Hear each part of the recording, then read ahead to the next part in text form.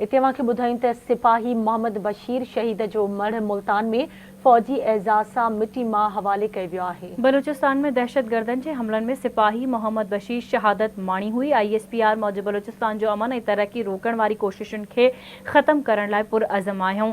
असांजे शहीदनि जूं ही अज़ीम कुर्बानियूं कंहिं बि सूरत में ज़ाया न वेंदियूं। कैप्टन मोहम्मद अली कुरैशी शहीद जो मढ़ लाहौर में फौजी एजाज़ सां मिटी मां हवाले, नाइक अताउल्लाह शहीद खे मर्दान में फौजी एजाज़ सां मिटी मां हवाले कयो वियो।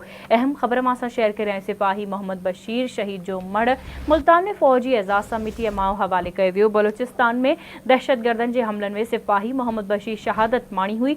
ISPR मौज बलूचिस्तान जो अमन ऐं तरक्की रोकण वारी कोशिशुनि खे ख़त्म करण लाइ पुरअज़म आहियूं।